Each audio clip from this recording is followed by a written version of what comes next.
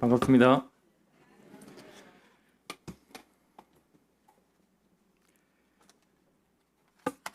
제가 끝날 때 까먹을까봐 미리 광고를 하나 하겠습니다. 여기 학생들이 없네요. 학생하고 주일 학생들은 오늘 주먹밥이 준비되어 있으니까 혹시 학생들을 만나시면 그 얘기를 좀 전해주시고 성인분들은 간편식을 드시면 된다고 합니다. 네, 먹는 게 중요하기 때문에 미리 말씀을 드려놓습니다. 어떤 교수님이 이런 얘기를 하셨어요. 나는 누구인가라는 질문은 곧 나의 신은 누구인가라는 말과 같다. 혹시 동의가 되시나요? 이제 지금 막 눈을 올리시면서 이렇게 생각에 빠지시는 분들이 계신데 이게 무슨 말인가 저도 처음에 좀 궁금했습니다. 내가 누구냐를 아는데 나의 신과 무슨 상관이 있지? 이 생각을 했는데 그 뒤에 설명을 들으니까 이해가 됐어요. 내가 무엇에 가치를 두고 그리고 내가 무엇에 무릎 꿇는가가 결국 나를 통제하게 되고 그리고 나라는 사람을 만들어가고 또 나의 신이 된다. 결국 내가 최종적으로 무릎 꿇는 그 대상이 곧 나의 신이다. 이 말을 들어보니까 무신론자라는 사람은 아무도 없어요. 나는 아무도 안 믿어. 나는 신이 없어. 나는 종교가 없어. 이렇게 얘기하는 사람조차도 실제로 이 말에 의하면 누군가를 섬기고 있는 거예요. 그 무엇인가를 섬기고 있는 거죠. 왜 인간은 그렇게 내가 누구인가가 나의 신이 있어야만 하는 존재일까요? 그것은 인간은 자존적 존재가 아니고 의존적인 존재이기 때문입니다. 지난주에 우리가 하나님에 대해서 들었죠. 첫날, 첫 주, 그러니까 지금 혹서기 6주간 복음의 말씀, 우리가 믿는 바가 무엇인가 여기에 대해서 이제 6과에 걸쳐서 말씀을 전하고 있습니다. 첫 시간은 진리란 무엇이냐? 우린 진리를 찾아 다 헤매고 있는데 기독교의 하나님은 내 말이 곧 진리다라고 얘기를 하고 있고 또 4대 성인이라고 알려진 그 예수님은 2000년 전에 이 땅에 오셔서 아버지의 말씀이 진리다. 그리고 나는 아버지의 말씀, 아버지께서 주신 그 말씀을 전하고자 왔다. 이렇게 얘기를 하셨어요. 그리고 그 말씀이 진리고 또 자신이 바로 그 진리다라고 얘기를 하고 있는 거죠. 만일 그것이 사실이라면 우리는 그 진리를 찾아야만 하는 존재입니다. 그 진리라고 선포하신 분이 나는 스스로 있는 자다라고 얘기를 했어요. 근데 우리 인간은 스스로 있을 수가 없어요. 그렇죠? 우리가 살아가는 데 있어서 필수적인 것. 예를 들어서 이 공간에서 산소가 싹 사라져버리면 우리는 이내 다 목숨을 잃고 마는 존재입니다. 그리고 너무 가물어서 이 땡볕에 너무 가물어서 물이 싹 사라져버리면 우린 며칠 내로 목숨을 잃게 되는 거죠. 또 태양이 없어진다고 생각을 해보십시오. 아까 사회 보시는 분이 얘기했지만 그 뜨거운 태양이 있어야만 우리가 먹고 살아갈 수 있는데 필요한 것들이 공급되어지는데 태양이 사라진다고 생각해 보십시오. 얼어 죽거나 우리가 먹을 게 없어지거나 이런 일들이 생긴다는 거죠. 우리는 의존적인 존재입니다. 자존적인 존재가 아니에요.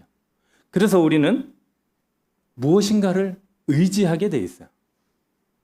제가 사는 곳은 경산인데 아파트 바깥에 나가면 남천이 이렇게 길게 흐릅니다. 왕복하면 10km 정도 되는데 그 10km를 이제 너무 더워서 요즘은 못 걷는데 밤 시간에 잠깐 걸을 수 있어요. 밤에 이제 나가서 산책을 하다 보면 거기서 개모임이 있어요. 사람들이 하는 그 개모임 말고 멍멍 개모임. 네. 그 멍멍 개모임을 하는데 그 개가 주인인지 주인이 개인지 모르겠어요. 전부 다 개들을 얼마나 잘 보살피는지. 심지어는 이제 대형견을 끌고 다니시는 분이 있는데 이분은 대형견을 통제한다고 통제하는데 사실은 끌려다니는 것 같아요. 너무 힘이 세니까. 내가 개를 케어하기 위해서 돌본다라고 생각했는데 어느덧 그 개가 나를 끌고 다니는 이런 모습이 된다는 거죠. 제가 왜 이 말씀을 드리냐면 우리는 의존적인 존재이기 때문에 우리가 생각할 때 내가 나를 지키기 위해서 취하는 많은 것들, 돈, 명예, 건강, 사랑, 그런 것들을 취하면 나를 만족시키고 나를 안전하게 보호해주고 내가 얻을 것을 얻게 해준다라고 생각을 하지만 만족할 수 있게 된다고 생각하지만 실제로 그렇던가요? 그것이 영원한가요? 돈은 또 어떻습니까? 돈은 우리가 살아가는 데 있어서 굉장히 필수적인 거죠. 먹고 살고 또 삶을 누리는데 꼭 필요한 것들이에요. 그렇지만 돈을 모으기 시작해서 이 돈이 나를 지켜주길 바래서 그렇게 모으다가 어느덧 시간이 지나면서 내가 이 돈을 통해서 얻고자 하는 것은 사라져버리고 돈을 모아야겠다라는 생각만 남아있는 경험 혹시 해본 적 있으세요? 저도 그렇더라고요. 돈을 열심히 모아서 나의 가정을 행복하게 꾸려야지 이런 마음으로 시작하죠. 근데 조금 지나다 보면 돈이 있어야 좋은 집에 살겠구나 이런 생각을 하니까 더 많이 모으고 싶어지는 거죠. 돈이 있어야지 사람들 앞에서 그래도 내가 어깨에 힘을 좀 줄 수 있겠구나 이런 생각을 하게 되니까 더 모아야겠다는 생각을 하죠. 또 돈이 있어야지 내 건강도 지키겠구나 이런 생각을 하다 보니까 어느덧 그 개가 너무 커져서 이전엔 내가 끌고 다니던 그 돈이라는 개가 이제는 나를 끌고 다니는 개가 돼버렸어요. 우린 그런 존재예요. 우리는 내가 나를 지키려고 무엇인가를 취하지만 실제로는 그걸 통제할 능력이 우리에게는 없습니다. 우리는 의존적인 존재예요. 하나님은 자존적인 분이세요. 오늘 예배 시간에도 사랑에 대한 얘기를 형제님이 많이 하셨는데 한 분이 기도를 하시면서 우리는 이렇게 생각을 해요. 사랑이라는 것이 있다면 그 사랑이라는 것을 하나님께서도 가지고 계신다라고 생각을 합니다. 자존적인 분이라는 것은 그 뜻이 아닙니다. 자존적이라는 것은 사랑이라는 것은 하나님께 가야지 우리가 발견할 수 있는 거라는 뜻이에요. 전능하다라는 것을 우리가 어떻게 알 수 있습니까? 인간들도 많은 능력을 가지고 있죠. 근데 인간이 가지고 있는 능력엔 한계가 있어요. 근데 하나님은 전능하세요. 그럼 전능하신 게 하나님께서 많은 재능을 가지고 있다 보니까 저분도 전능하신 분이네 이렇게 생각하죠? 아닙니다. 하나님이 전능이신 거예요. 하나님은 처음부터 계셨던 분이고 우리가 모든 살면서 하나님을 믿든 믿지 않든 우린가가 생각하고 이상이 있다라고 생각하고 야 저렇게 고귀한 것들이 있을 거야 막연하게나마 그런 상상들을 하잖아요. 이상향이 있다는 거예요. 우리한테 우리 마음에 더 아름다운 것, 더 가치 있는 것, 더 사랑스러운 것들을 우리가 찾아가요. 세상 사람들도 사랑이라는 얘기는 하지만 그들이 갖고 있는 사랑이라는 것은 교묘하게 다른 것과 좀 섞여 있죠. 내가 이성을 사랑한다 그래도 그에게 하나님께서 보여주신 그 사랑을 보여줄 수 있습니까? 제가 가정에 문제를 일으키려고 드리는 얘기는 아니니까 편하게 얘기를 하시면 됩니다. 사실은 내가 이 사람한테 이 정도 베풀면 이 사람도 나한테 무엇인가를 줄 거야 라는 마음이 있는 거죠. 그런 마음이 있으니까 내가 사랑을 했는데 돌아오는 게 없으면 화가 나죠. 내가 이만큼 해줬는데 당신은 뭐 하는 거야? 나한테도 그만큼 줘야 될 거 아니야? 이런 생각을 하죠. 그런데 하나님의 사랑은 그렇지 않아요. 하나님의 사랑은 조건이 없는 사랑입니다. 하나님의 사랑은 우리에게 있는 문제를 껴안으시는 사랑이에요. 왜 그럴 수 있냐? 절대적인 사랑이 바로 그 하나님이시기 때문이에요. 하나님은 사랑이시기 때문이에요. 인간은 자기들이 그 사랑을 흉내내지만 하나님의 사랑에서 그 사랑의 이상향을 발견하지 못하면 문제들이 생길 수밖에 없는 게 인간이 가진 사랑인 거예요. 우리는 왜 그럴 수밖에 없냐? 우리가 기준이 아니에요. 우리에게서부터 나온 게 아니에요. 우리가 사랑을 흉내내고 싶고 우리가 무엇인가 재능을 흉내내고 싶고 그것은 바로 우리가 하나님의 형상을 닮았기 때문에 그런 것들이 우리에게 나온다는 겁니다. 그런데 그 근본은 어디서 온 거죠? 하나님이 우리에게 심어 놓으신 형상이에요. 이것은 마치 제가 며칠 전에 식육점에 갔는데 김천에서 오신 할머니 한 분이 경민이랑 제가 같이 식육점에 들어갔거든요. 아들이냐고 묻더라고요. 아들입니다. 그러니까 시도둑질은 못하겠네 이렇게 얘기를 하시더라고요. 복사해서 붙여넣기죠. DNA가 그대로 담기는 거죠. 하나님은 피조물 가운데 인간에게 자신의 DNA를 심어 놓으셨어요. 그 DNA가 바로 하나님의 형상입니다. 우리 인간이 다른 피조물과 왜 다른지 아세요? 왜 존귀한지 아세요? 하나님의 형상이 있기 때문이에요. 다른 피조물에게 말에게 하나님의 형상을 빚어 넣었더라 이런 말씀이 있던가요? 없어요. 우리 인간에게만, 피조물 가운데 우리 인간에게만 하나님의 형상대로 지으셨다라는 표현이 창세기에 나오고 있어요. 그래서 우리는 존귀한 겁니다. 어느 날 태어나 보니까 내가 존재해요. 그런데 나라는 사람의 주머니에서 떡 꺼내보니까 나한테 사랑이라는 마음이 있네? 꺼내보니까 나한테 선한 걸 추구하고 싶은 게 있네? 이런 것들이 우리 주머니 속에 들어있는 거죠. 나는 왜 이런 것들이 하고 싶어질까? 나는 왜 사랑을 하고 싶어질까? 나는 왜 다른 사람을 도와주고 싶어 하는 마음이 요만큼이라도 생길까? 그런 것을 볼 때 우리는 이상하게 생각을 해야 돼요. 왜냐하면 하나님께서 우리 안에 심어놓으신 형상 때문이거든요. 그런데 그거를 스스로는 결코 알지 못합니다. 결코 알지 못하는데 하나님께서 우리가 그것을 알아갈 수 있도록 해놓으셨어요.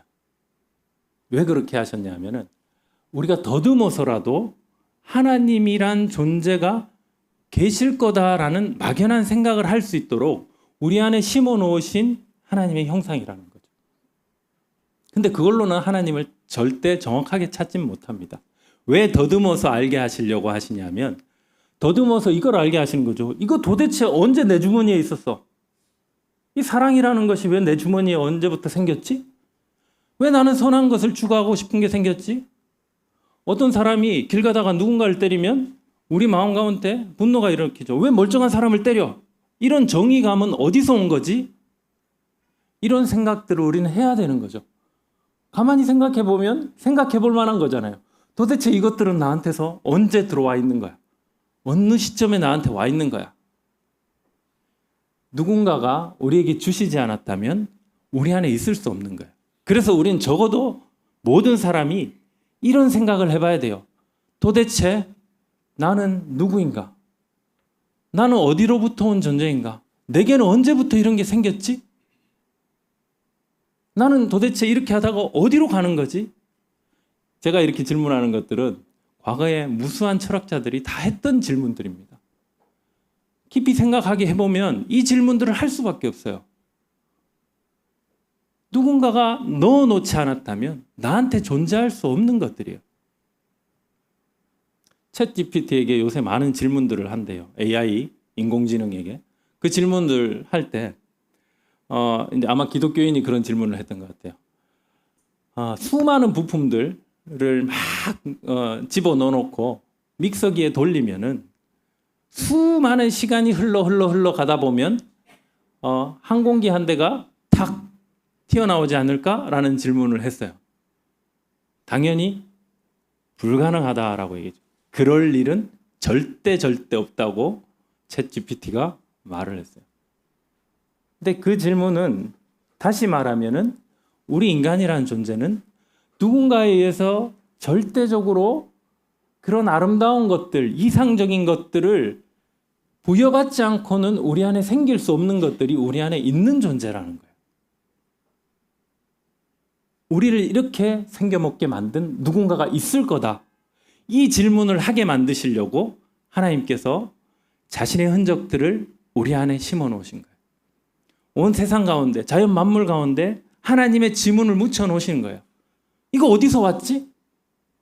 내가 이렇게 있게 하신 분은 누구지? 이런 질문들을 하게 하시려고. 여러분들은 그런 질문을 하셨나요? 보통 사람들은 그렇게 하죠. 어차피 모르는 거 인생 뭐 있어? 그냥 살다 가면 끝이지. 근데 과연 그럴까요? 그렇게 덮어놓고 둘 만큼 우리라는 존재가 그렇게 단순한가요? 그렇지 않아요. 굉장히 복잡해요. 내가 짐승들만 둘러봐도 또 정교하게 지어지는 많은 물건들만 나와 비교해봐도 나와 달라요. 나라는 존재는 왜 이렇게 특별하게 존귀하게 지어졌을까? 이런 질문들을 우리는 반드시 해야 하는 거죠. 제가 이렇게 한번 얘기를 해보겠습니다. 어떤 부부가 있는데 이 부부는 자녀가 반드시 있어야 합니까? 있을 수 있습니까? 있을 수도 있죠. 자, 그러면 한 아이가 여기 있어요. 이 아이의 부모는 있을 수도 있고 없을 수도 있습니까? 반드시 있죠. 우리가 어떤 생명이 우리 눈앞에 있으면 이 생명이 있게 한 존재가 있겠다라고 생각할 수 있는 거죠. 근데 유독 이 지성을 가지고 이 특별함을 가지고 있는 우리 인간들은 왜 우리가 우연히 지어졌다라는 생각으로 그냥 이 문제를 덮어 놓으려고 할까요? 인간은 특별한 존재입니다. 인간은 하나님의 형상을 부여받은 존재예요. 우리는 자존자가 아니고 의존자입니다. 자존자께서 우리 안에 무엇인가를 심어놓고 하나님을 바라보고 의지하게 해놓으셨어요. 그래서 우리는 무엇인가로부터 보호받고 싶어하는 생각들이 있죠. 그게 하나님이든 하나님을 대체할 무엇이든, 그래서 내가 살아갈 수 있는 환경을 내가 지켜내려고 하는 본성이 있는 거예요. 우리가 의존자이기 때문에. 그런데 이 의존자가 바르게 살아가려면 무엇을 찾아야 될까요? 누구를 찾아야 될까요? 나를 있게 만든 그분을 찾아야 되잖아요. 근데 주머니에 넣어놓은 것들을 보고 하나님을 찾는 게 아니고 뭘 찾죠? 내가 생각하는 다른, 내가 좋아하는, 나에게 유익이 될 만한 것들, 그것이 무엇일까를 생각하면서 다른 신들을 찾는다는 거죠. 유일하신 그 하나님, 자존자를 찾는 게 아니고 내가 생각할 때 지금 현재 나한테 유익하겠다 싶은 것들을 찾아 나가요. 왜 그럴까요? 하나님의 형상이 우리 안에 심어져 있는데, 완전하신 하나님의 형상이 우리 안에 있는데 왜 우리는 이것을 바르게 찾으려고 하지 않을까요? 거기서 두 번째 질문이 나옵니다. 도대체 우리에게 무슨 문제가 생긴 거야? 우리의 문제는 무엇인가? 이 질문을 해야 되는 거죠. 나한테 이런 아름다운 걸 추구하려는 마음도 있고, 모든 사람들 가운데 이 인간에게만 있는 특별함이 있는데, 이것을 가지고도 우리의 근원에 대한 답을 못 찾겠는데, 그거는 무슨 문제 때문이지? 드디어 이 고민을 우리가 해봐야 되는 거죠. 우리에겐 무슨 문제가 생겼는가? 그 문제는 어디서 온 거죠? 바로 예레미야 2장 13절 말씀입니다. 제가 한번 읽어보겠습니다. 내 백성이 두 가지 악을 행하였나니 곧 그들이 생수의 근원되는 나를 버린 것과 스스로 웅덩이를 판 것인데 그것은 그 물을 가두지 못할 터진 웅덩이들이라. 이게 아까 제가 얘기했던 의존자로 존재하는 우리가 스스로가 다른 신을 찾아서 떠나게 된 모습을 그대로 반영해 준 거예요. 생수의 근원 되신 분은 하나님이세요. 우리가 존재하게 만들어주신, 우리에게 하나님의 DNA를 물려주신 그분은 유일하신 자존자 하나님이신데, 그분과의 생명줄을 스스로 끊어버렸어요. 생수의 근원과의 그 연결되어 있는 탯줄을 우리 인간이 스스로 끊었어요. 그것은 다음 주에 어떻게 해서 우리에게 그 문제가 찾아왔는가, 우리에게 있는 근본적인 문제, 그 죄는 어떻게 해서 우리에게 들어왔는가를 다음 주에 상세하게 다뤄드릴 겁니다. 근데 그 전에 우리 인간들은 우리를 있게 만든 그분을 버리고 우리 스스로가 나도 자존자로 살아갈 거야 라는 말을 하는 것과 똑같이 행동하는 것으로 바뀌었어요. 의존자인데 불구하고 자존자가 되려고 하는 거죠. 나도 하나님만큼 되고 싶어. 나도 하나님처럼 될 거야. 근데 사실은 그게 인간 스스로 한 생각이 아니고 바로 옛뱀 마귀라고 불리는 그 사단이라는 존재가 와서 우리를 속인 겁니다. 하나님의 말씀을 왜곡시켜서 속여서 우리가 그 속임수에 넘어간 거예요. 그래? 내가 저 선악과를 먹으면 나도 자존자가 되는 거야? 이 생각을 해서 먹어버렸죠. 근데 하나님은 미리 얘기해 주셨어요. 네가 그것을 먹는 날에는 너는 정령 죽으리라. 그것은 진리입니다. 우리는 죽습니다. 한 번 죽는 것은 사람에게 정해진 것입니다. 이것은 아무도 부인할 수 없어요. 여러분들 가운데 만약에 내가 하나님이다 라고 주장하실 분은 그 죽음을 해결하실 수 있는 분입니다. 이미 자존자가 되신 분이죠. 그러나 인류의 역사 가운데 그런 분은 단 한 분도 없었어요. 오직 유일하게 예수 그리스도만이 부활하심으로 영원한 생명이 무엇인지를 우리에게 보여주셨을 뿐, 그분이 바로 자존하시는 그 하나님이십니다. 그러나 나머지 모든 사람들은 자존할 수가 없어요. 모두가 죽음이라는 문제에 직면할 수밖에 없는 것입니다. 그렇게 스스로 태출을 끊고 나온 인간들은 자기가 자기를 지켜내야 되기 때문에 그때부터 다른 것들을 취해서 다른 신들을 만들기 시작했어요. 모든 종교가 바로 거기에 있습니다. 다른 종교를 깊이 연구해 보시면 그 종교들 가운데서 모두가 너는 할 수 있다. 너는 이걸 부여함으로써 너를 지킬 수 있다. 네가 얻고자 하는 것들을 이 신이 줄 수 있다. 이렇게 얘기해요. 그렇게 우리를 유혹을 합니다. 그 말은 다시 말하면 너도 너 스스로 자존할 수 있는 존재다. 그러나 결코 그럴 일은 없습니다. 자존하시는 분은 하나님 한 분뿐이시죠. 그래서 우리가 가지고 있는 문제에 대해서 주님께서 또 이렇게 말씀하십니다. 예레미야 2장 19절에서 내 악이 너를 징계하겠고 내 반역이 너를 책망할 것이라. 그런즉 내 하나님 여호와를 버림과 내 속에 나를 경외함이 없는 것이 악이요 고통인 줄 알라. 주머니에서 꺼내서 봤던 그 모든 하나님의 형상들은 이제 꺼내서 보니 왜 이걸 제대로 못 보냐 봤더니 전부 오염돼 있어요. 전부 죄로 물들어 있어요. 그래서 이것을 보면서 이게 어디서 왔지라는 생각만 할 뿐만 아니라 자기가 오염되게 만들었던 그 죄가 이 아름다운 형상들이 다 묻어있기 때문에 전부 삐뚤어지게 보는 겁니다. 제대로 볼 수가 없어요. 그래서 우리 인간들에게 하나님이 처음부터 주시려고 했던 그 아름다운 형상이 무엇인지를 우리에게 알려주고 보여주시기 위해서 하나님께서 친히 이 땅에 오신 게 바로 2000년 전에 예수 그리스도께서 우리와 같이 되셔서 오신 겁니다. 왜? 우리와 같은 사람이 되셔야만 이 인간들에게 니들이 추구해야 될 분이 이분이야 라고 얘기해주고 설명해주고 이해시킬 수 있기 때문에. 그래서 사람이 되셔서 이 땅에 오신 분이 바로 하나님이셨던 예수 그리스도인 거죠. 우리의 문제는 그 하나님께로부터 다시 우리의 문제를 발견하고 하나님께서 처음에 우리에게 주시려고 했던 그 형상이 무엇인지를 믿게 되는 데서 우리의 문제가 해결되는 거예요. 그렇지만 그것을 하지 않는 것이 인간의 악이요 고통이라고 방금 예레미야서에서 얘기했어요. 왜 사람들이 고통받고 왜 사람들이 여전히 죄악 가운데 있느냐? 우리를 있게 하신 그분에게서 답을 찾으려 하지 않고 등을 돌리고 나와서 나의 신을 내가 찾을 거야. 나를 지켜줄 그 신을 내가 만들 거야.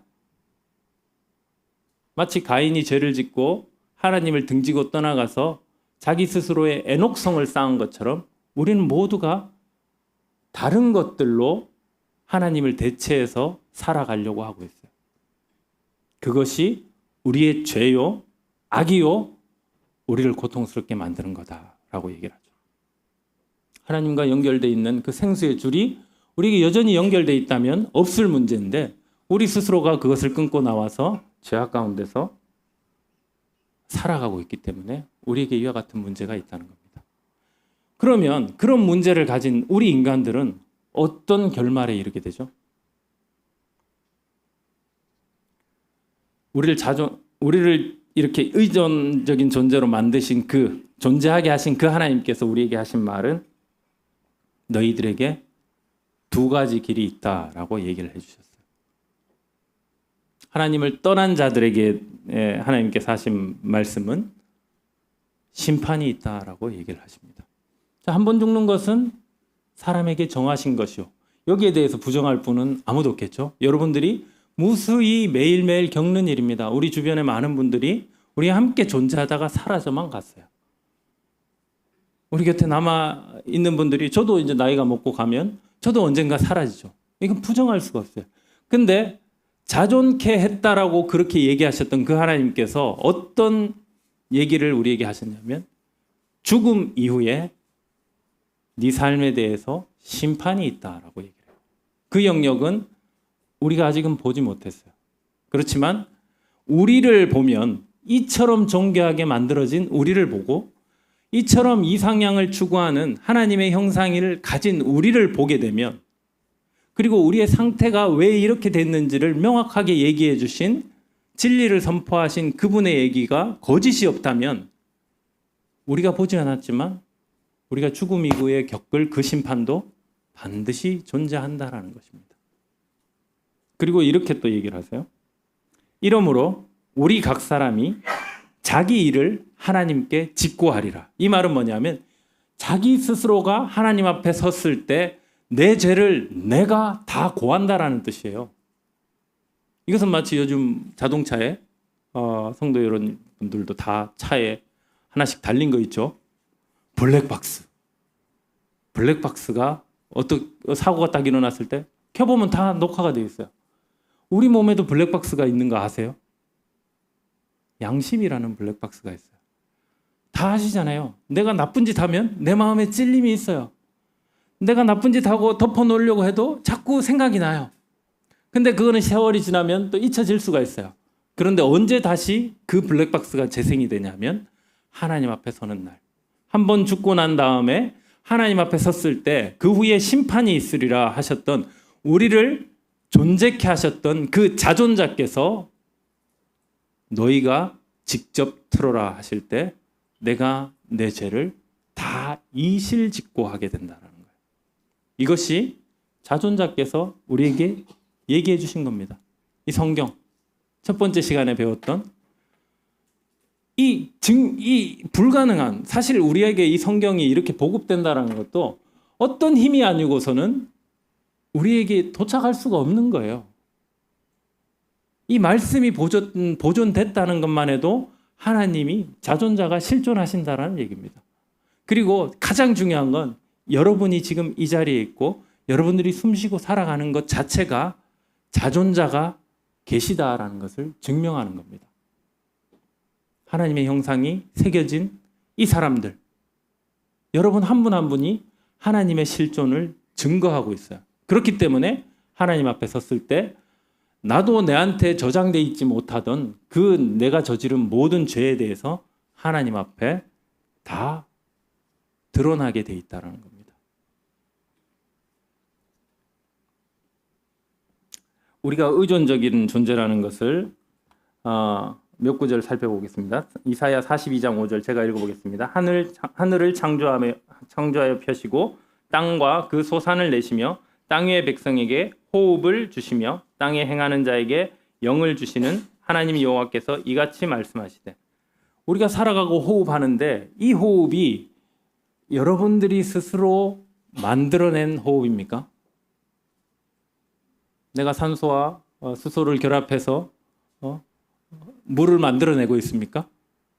여러분들이 살아가면서 누리고 있는 많은 것들은 하나님께서 이미 제공해 놓으신 것들을 누릴 뿐이에요. 내가 살아가는 이 실존을 내가 만들어서 다 꾸린다면 그러면 우리도 자존자예요. 그러니까 하나님 앞에 적어도 당신이 아니고 내가 신입니다라고 주장할 수 있으려면 무에서 시작을 해야 돼요. 무.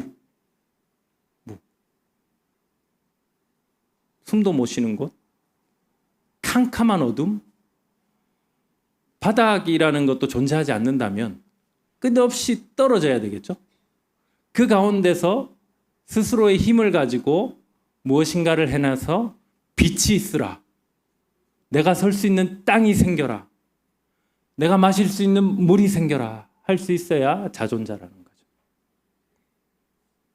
하나님은 우리 모두는 하나님께로부터 부여받은 숨을 쉬고 살아가는 존재다라고 얘기를 해주시는 거예요. 또 사도행전 17장 26절에서 이렇게 말씀하십니다. 인류의 모든 족속을 한 혈통으로 만드사 온 땅에 살게 하시고 그들의 연대를 정하시며 거주의 경계를 한정하셨으니 이는 사람으로 혹 하나님을 더듬어 찾아 발견하게 하려 하심이로되 그는 우리 각 사람에게서 멀리 계시지 아니하도다. 하나님께서 연대를 정했을 때 인간의 수명을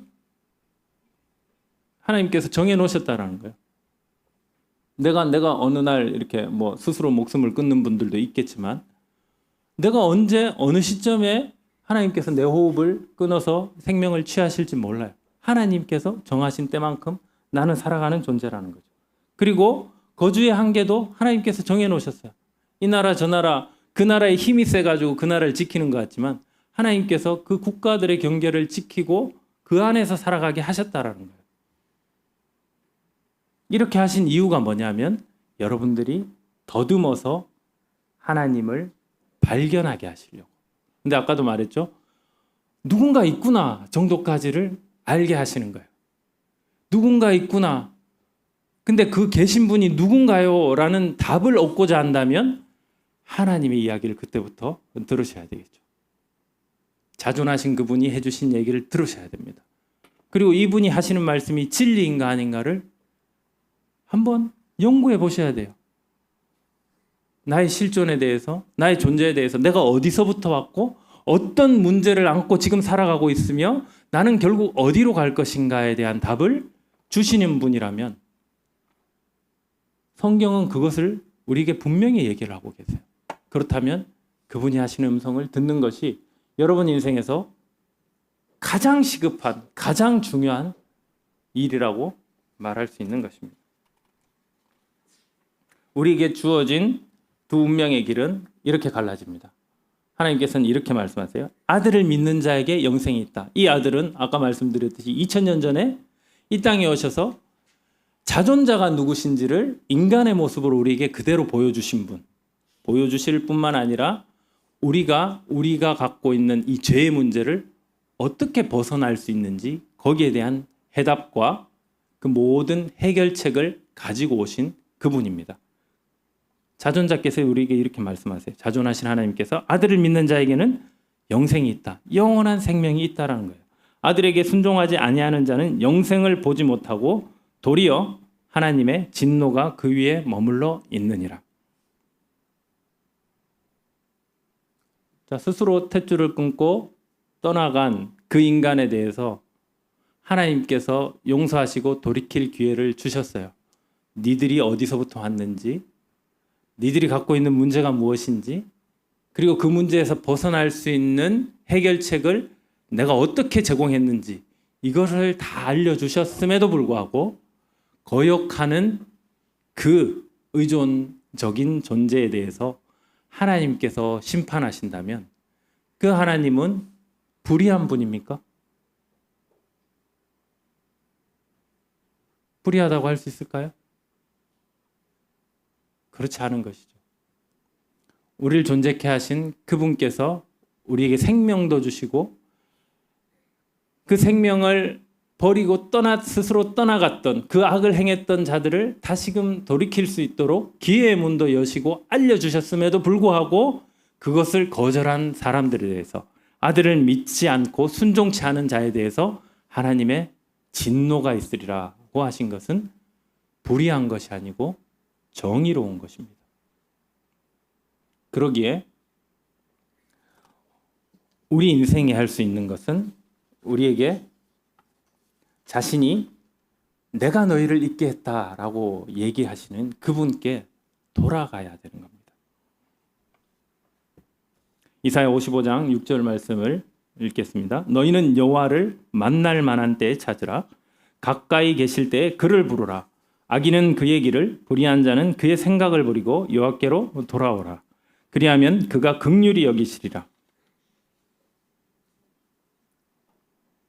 스스로 하나님과의 생명줄을 끊고 의존자임에도 불구하고 자존하시는 하나님을 흉내내려고 했던 죄를 지었던 우리에 대해서 하나님께서 돌아오라고 얘기를 하세요. 돌아오라. 내가 불쌍히 여기는 자다라고 얘기해요. 이것이 하나님이 완전한 사랑이라는 것을 나타내시는 모습이에요.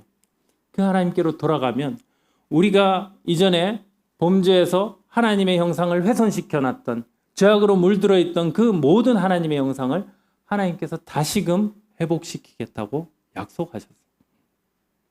그래서 우리는 그 하나님께로 돌아가야 됩니다. 2017년 8월 21일 YTN 뉴스에 이런 보도 자료가 났어요. 페이스북이 두 AI 채팅 앱을 개발을 했는데요. 두 AI 채팅 로봇이 인간을 따돌리고 자신들만의 언어를 쓰는 걸 보고 깜짝 놀라서 개발자가 전원을 내려버렸답니다. 근데 그 말들을 저도 뭐 봤는데 말이 문장이 아니에요. 영어 단어 이렇게 돼 있는데, 근데 그걸 보고 어떤 사람은 그냥 이게 옹알이 수준의 AI들의 반응일 거다라고 했는데, 어떤 분들은 이걸 굉장히 심각하게 얘기했어요. 대화형 채팅 앱을 개발해서 로봇끼리 대화를 스스로 하면서 인간들이 눈치 못 채는 언어를 개발해서 자기들끼리 소통한다라는 거예요. 자존자를 흉내내는 인간의 능력은 대단합니다. 하나님의 형상을 부여받았기 때문에 우리가 할 수 있는 능력은 대단해요. 근데 우리는 자존자가 될 수 없어요. 통제를 할 수 없는 자들이에요. 그래서 우리가 아까도 말씀드렸듯이 통제할 수 있다라고 생각하는 그 개를 끌고 왔는데 사실은 끌려가는 존재인 거예요. 우리는 의존자입니다. 우리는 결코 자존자가 될 수 없는 자예요. 하나님과 우리의 그 위치를 아는 것이 우리에게 가장 행복한 거예요. 그래서 하나님께서 다른 제약을 두시지 않았어요. 다음 주에 언급하실 내용이지만 선악과의 그 얘기는 과일 하나 따먹은 게 뭐 그리 큰 죄야, 이런 수준의 문제가 아니에요. 하나님께서 우리로 하여금 너무 선명하게 알 수 있도록 하나님과 우리의 위치를 알려주신 제약이었어요. 다 누려. 내가 제공해 준 건 너희가 다 누려. 그리고 너희는 나의 형상으로 지었기 때문에 이 너희보다 힘세고 너희보다 거대한 이 피조물들 네가 다 다스려. 내가 왜 너희한테 이 권한을 주냐 하면 너희는 나의 형상으로 지은 내가 아끼는 존귀한 피조물이기 때문에 너희들에게 그런 권한을 주는 거야. 인간은 충분히 만족하고 자족하고 기뻐할 수 있는 환경에 처할 수 있도록 하나님께서 제공하신 그 환경에 살아갔어요. 그런데 마귀가 탁 찾아와서 하나님께서 그것도 못하게 하시더냐? 이 한마디에 꽂혀서 하나님 너무 인색한 분인 것 같아. 그런 하나님 필요 없어. 나도 자존자 될래 하고 그 선악과를 따먹고 하나님을 등지고 떠난 게 우리 인간인 거예요. 그런데 자기들의 능력으로 무엇인가를 막 만들어 보니까 통제할 수 없는 문제들이 자꾸 생기죠. 인간이 만든 게 다 그렇잖아요. 이렇게 우리가 잘 사는 것 같지만 우리가 오염시키고 훼손시키는 게 얼마나 많이 늘어나고 있습니까? 우리는 하나님처럼 완전한 것들을 만들어내는 존재가 아닌 거예요. 우리가 만든 것들은 어떤 문제들을 일으키게 돼 있어요. 심지어 AI까지도 인간들이 자신들이 누릴 수 있는 많은 것들을 이제 더 발전시키려고 만들었는데 통제할 수 없는 순간이 찾아온다는 거죠. 그러니까 꺼버리는 거예요. 하나님께서 마치 우리에게 거울 치료를 하는 것 같지 않습니까? 너희들이 자존자라면 통제해봐. 너희가 저지른 일들을 해결해봐. 할 수 있디? 안 된다는 겁니다. 인간은 하나님께 연결돼 있어야 돼요. 인간은 하나님의 다스림을 받아야 가장 안전하고 행복한 존재입니다. 우리가 사랑을 배우려면 하나님께 나아가야 돼요. 우리가 완전한 선을 알려면 하나님께 나아가야 돼요. 정의가 무엇인가 뭐 이런 책들도 있잖아요. 그 책에서 말하는 바가 도대체 자기의 이익의 관점에서 정의를 정의하지 않은 게 뭐가 있냐 이 말이에요. 내가 정의라고 외치는 그것이 누군가에게는 피해를 끼치는 일들이 또 생긴다라는 거예요. 이게 인간의 정의라는 거예요. 근데 하나님의 정의는 완전하신 거예요. 모든 절대적인 것은 우리를 존재케 하신 완전한 하나님께로 가야지 우리가 알 수 있어요. 우리 인간은 그렇게 의존적인 존재입니다. 그래서 우리가 살 길, 그것은 하나님께로, 우리가 존재하게 만들어주신 그분께로 돌아가는 길만이 우리가 가장 행복하고 안전하게 살 수 있는 길이라는 것입니다. 다음 주에는 우리를 이렇게 문제에 빠뜨린 그 죄가 얼마나 심각한 것인지, 어떻게 오게 됐는지, 그리고 우리가 그 죄에서 벗어날 수 있는 소망은 어디에 있는지, 그 답을 성경에서 또 우리를 지으신 그 하나님께로부터 듣는 그런 시간을 갖도록 하겠습니다. 기도하고 마치겠습니다. 아버지 하나님, 저희가 행한 그 두 가지 악을 압니다.